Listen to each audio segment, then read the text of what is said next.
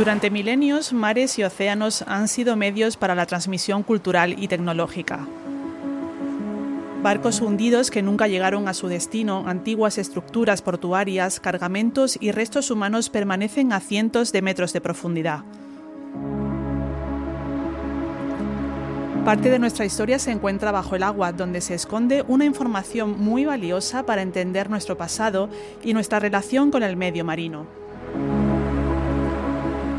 Pero, ¿qué ocurre cuando el objeto que vas a investigar tiene cientos de años y está sumergido? ¿Qué conocimientos y técnicas se necesitan para estudiar un yacimiento submarino? ¿Y qué se hace con todos los artefactos que se encuentran? ¿Cómo se preservan? Hoy nos enfundamos el traje de neopreno y nos zambullimos en la arqueología subacuática, una disciplina que mezcla técnicas punteras y conocimiento científico para descubrir los secretos que el agua atesora. Comenzamos la inmersión. Ciencia. Ciencia. Ciencia. Ciencia. Ciencia. Ciencia. Ciencia. Ciencia. Ciencia para leer. Un podcast con las voces del CSIC. Nos acompaña una persona que lleva décadas estudiando las relaciones entre las sociedades humanas y el océano. De hecho, su vida profesional transcurre entre equipos de buceo, congresos y artículos científicos. Ahora mismo me contaba que venía de un congreso de Nápoles. Ana Crespo Solana es investigadora del CSIC en el Instituto de Historia. Tiene numerosas publicaciones científicas y es autora del libro Arqueología subacuática y Patrimonio Marítimo, de la colección que sabemos de. Ana, bienvenida y muchas gracias por estar con nosotras. Muchas gracias a vosotras. ¿En qué consiste la arqueología subacuática? Bueno, la arqueología subacuática, antes que nada, es una ciencia por sí sola. Podemos considerarla como una subdisciplina de lo que es la arqueología en general, con mayúsculas, ¿no? Tiene su propia teoría científica, o sea, tiene también su metodología, sus métodos, que básicamente aúna muchos de los conocimientos también, tanto teóricos y metodológicos y técnicos, como es de la arqueología en general, pero teniendo en cuenta que hay que aplicarla al medio marino. El arqueólogo buceador es decir, un arqueólogo que tiene que, entrenarse y tener el conocimiento y las capacidades para poder hacer el trabajo científico arqueológico bajo el agua o en entornos marítimos o en cuerpos de agua, sea en mares, a ríos en general, ¿no? Claro, y decías que es diferente a la arqueología porque justo en la portada del libro aparece una imagen de arqueólogos trabajando en un yacimiento y tienen guantes, instrumental de medición, pero también tienen bombonas de oxígeno y escafandras. Sí. Entonces, yo me gustaría que me contaras un poquito más sobre cómo es esa tarea de investigar bajo una inmensa masa de agua. ¿Con qué dificultades os encontráis? Bueno, las dificultades pueden ser muy diversas y heterogéneas, ¿no? En primer lugar, no es una bombona de oxígeno lo que tienen, es una botella, ¿no?, de aire comprimido, ¿no? Bueno, pues en realidad el primer reto que tenemos es a nivel, en primer lugar, al nivel físico, ¿no? Hay que enfrentarse al mar, ¿no?, que es un entorno que no siempre es muy amigo del ser humano, ¿no? Entonces, cada excavación arqueológica subacuática necesita, conocer bien el entorno marítimo en donde se va a trabajar, porque no es lo mismo trabajar a 5 metros de profundidad, ¿no?, que a 40, y también por saber, por ejemplo, lo que es el conocimiento del medio en cuestiones de corrientes, en cuestión de temperatura, en cuestión de cuál es el fondo que hay, si es de arena, si es rocoso, todo eso, ¿no?, conocer el entorno. Y una vez visto eso, preparar lo que es, la intervención arqueológica con una metodología apropiada para el entorno en cuestión que tenemos. El desarrollo, ¿no?, y la perfección, ¿no?, casi, ¿no?, de lo que es el equipo que se llama Scuba, ¿no?, se remonta, sus orígenes, ¿no?, a los años 40, 50, 60, pues ha permitido mucho el buceo, tanto deportivo como científico, ¿no? Entonces, gracias a eso, pues, podemos trabajar bajo el agua, ¿no? Ese es más o menos el principal equipo que los arqueólogos subacuáticos utilizamos a la hora de hacer un estudio. Y luego también hay, por supuesto, muchísima otra tecnología y herramientas y técnicas que han ido evolucionando en las últimas décadas, ¿no? Por ejemplo, muchas técnicas de lo que son herramientas para lo que es el estudio geofísico, ¿no?, del fondo marino, para poder saber, para poder identificar y encontrar restos de origen antrópico bajo el mar, ¿no? Y son tecnologías, ¿no? Como por ejemplo es el sonar de barrido lateral o el magnetómetro, bueno, todas estas herramientas, ¿no? Que están al alcance del arqueólogo buceador y que se utilizan para lo que es una excavación arqueológica en sí, ¿no? Si pensamos en restos arqueológicos sumergidos, enseguida nos imaginamos un pecio, un barco hundido, pero en el libro explicas que vuestro objeto de estudio es muchísimo más amplio. Sí. ¿Qué otros restos investigáis? Por ejemplo, zonas de astilleros históricos donde hay restos de barcos o información que podemos tener sobre la construcción naval de navíos de todo tipo, de toda tipología, ¿no? Es muy importante también saber un poco el origen, ¿no? De estos barcos y dónde fueron construidos, cómo, con qué materiales, etcétera. Todo lo que son las industrias relacionadas con la industria, con lo que es la construcción naval, es también objeto de la arqueología marítima y subacuática. Y luego también, por supuesto, todas las demás industrias que han relacionado al ser humano con el mar, ¿no? Por ejemplo, las pesquerías, sobre todo, ¿no? Lo que es la historia de la pesca. Y luego también, por supuesto, también hay ciudades sumergidas. Entonces, pues, eso también es objeto, ¿no? De la arqueología marítima, ¿no? La historia de naufragio es la historia de la guerra en el mar, pero también de los elementos y de las historias de vida a bordo de esa microsociedad en movimiento que es el barco. A veces, la literatura de naufragios también evoca los problemas en tierra. Ana, este extracto de tu libro nos sirve para preguntarte qué información ofrecen estos restos, aparte de ayudaros a reconstruir, por ejemplo, la crónica de una batalla o la singladura de una expedición concreta en barco. ¿Qué más pueden contarnos? La mayor parte, ¿no?, de los yacimientos arqueológicos relacionados con pecios no son productos de una batalla. Esos son quizás un poco como los menos, ¿no? Sino que también hay muchísimos otros factores, ¿no? Y que muchas veces está descrito en las fuentes literarias y en los documentos. Así podemos saber las formas de cooperación humana, ¿no?, a bordo en el barco o en relación con los cargamentos de los barcos, ¿no?, las rutas comerciales, todo lo relacionado un poco con el ser humano a bordo, ¿no? Y los medios con los que encontraban, ¿no?, para poder afrontar el mar y la navegación de altura.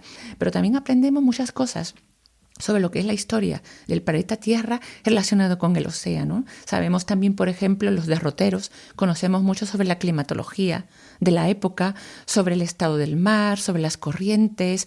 Sabemos que es un tema que a mí me gusta mucho y me interesa mucho sobre el conocimiento que en la propia época tenía el ser humano que navegaba, tanto del océano, que estaba aprendiendo a conocerlo, como de las costas, cuando los barcos arribaban a puertos, ¿no? Porque claro, estos barcos, sobre todo los barcos del siglo XVI al XIX, ¿no?, prácticamente, ¿no?, pues cartografiaron el planeta Tierra.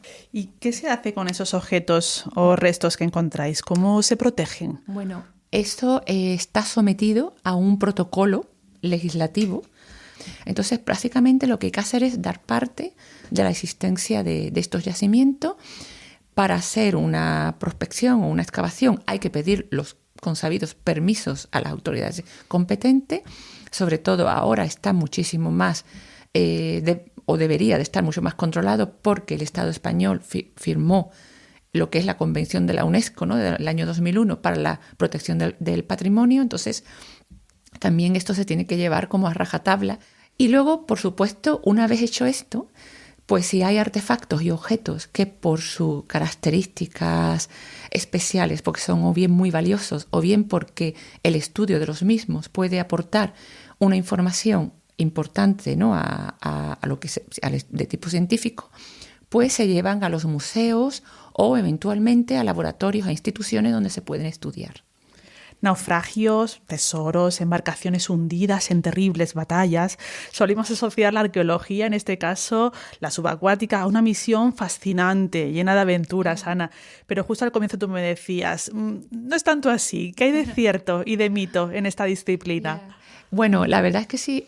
El arqueólogo subacuático tiene un poco un mito, ¿no?, alrededor de que es una especie como de aventurero. A mí no me gusta, porque no quiero que nos comparen con Indiana Jones. No somos Indiana Jones del mar, somos científicos. Eso antes que nada, científicos que cumplimos las leyes y que cuando encontramos o nos reportan la existencia de un yacimiento que hay que estudiar, que prospectar o excavar, lo primero que hacemos es escribir un proyecto científico, que eso cuesta hacerlo y eso tienes que estar preparado para ello, ¿no? Para hacerlo tienes que ser una persona que ha estudiado una carrera, ¿no? Para poder llevarlo a cabo, ¿no?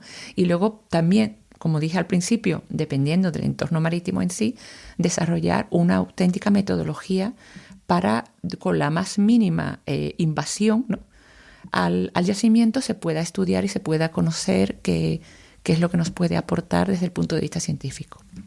Han pasado 200 años bajo el agua de donde las sacó para negociar con ellas una empresa de cazatesoros. Después de 5 años de juicio, el Estado consiguió que los modernos piratas del Odyssey devolvieran a España el tesoro de Nuestra Señora de las Mercedes, la fragata hundida en 1804.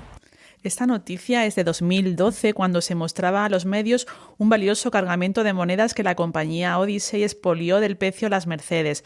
Fue una lucha legal que duró varios años, creo, y que tuvo final feliz para el Estado español. Ana, ¿por qué este caso supuso un antes y un después en la protección internacional del patrimonio subacuático? Porque yo creo que empezó a haber una concienciación de lo que esto significa realmente. Justamente en el año 2007, que fue cuando fue localizada por esta empresa Odyssey, en ese mismo año, poco antes, fue cuando España había,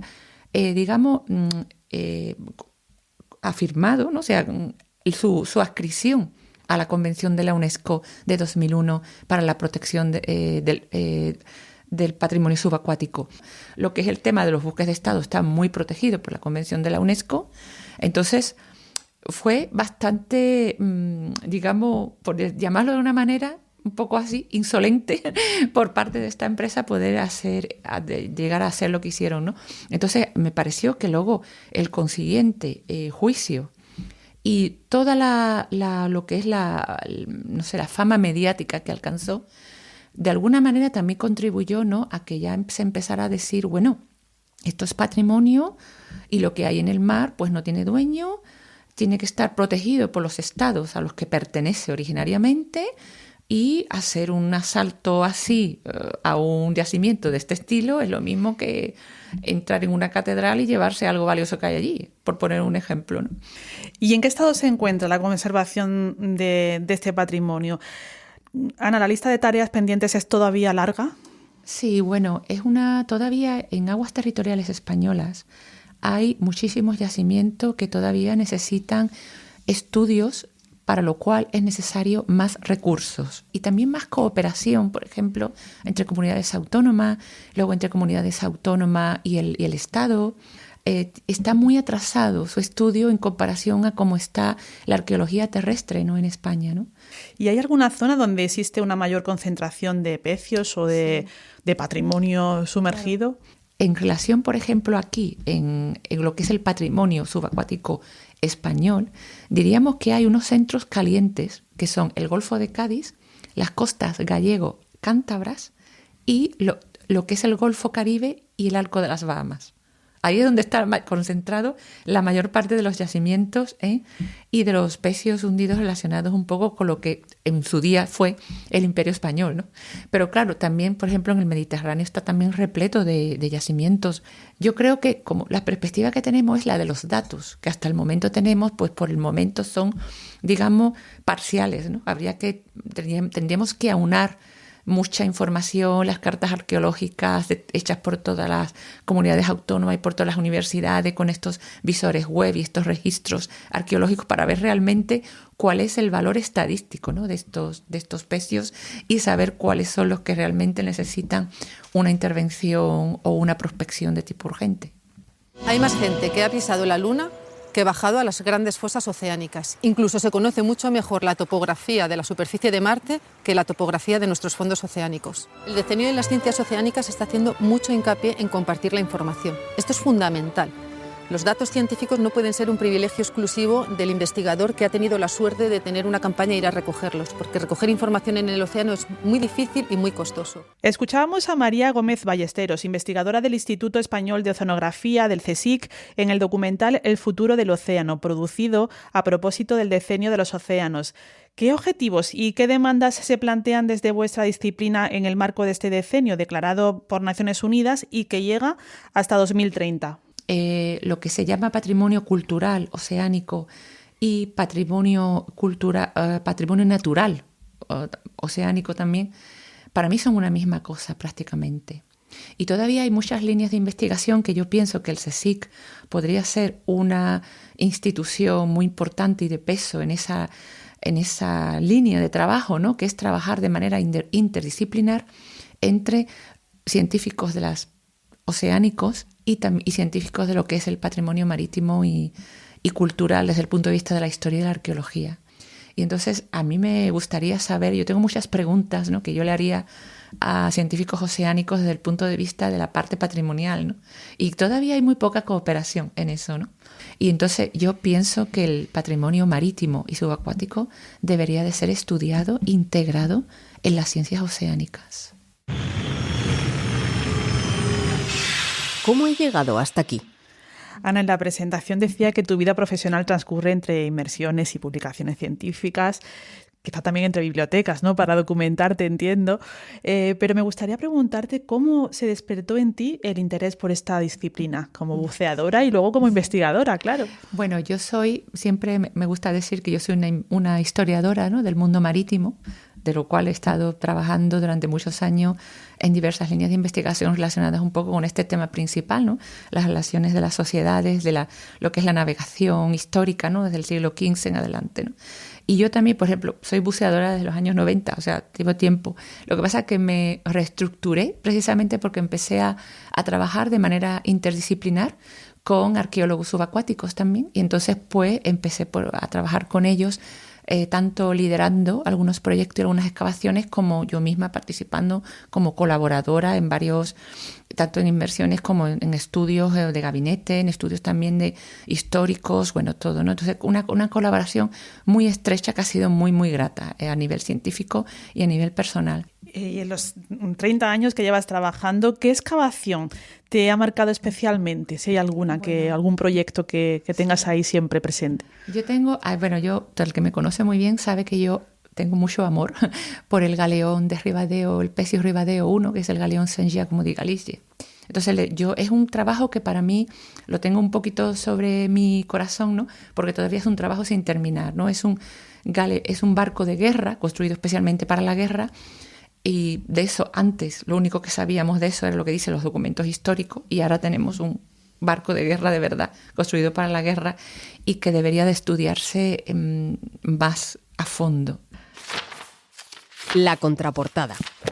En un minuto, Ana, ¿qué cuenta este libro de la colección que sabemos de?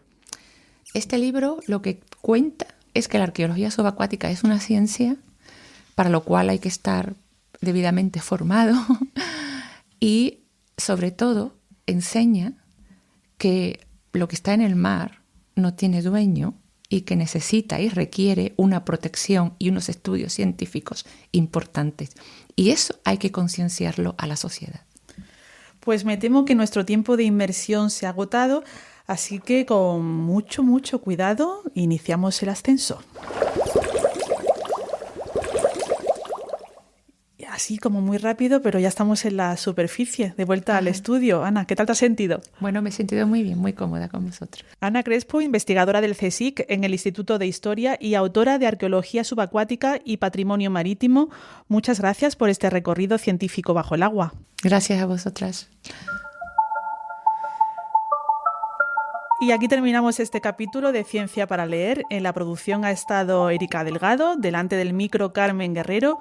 Muchísimas gracias por estar al otro lado y hasta la próxima lectura. No olvides que este libro y el resto de la colección ¿Qué sabemos de? Se puede encontrar en la librería científica del CSIC o en cualquier librería de tu ciudad. Además, todos los títulos están disponibles en formato papel o en versión electrónica en la página web editorial.csic.es.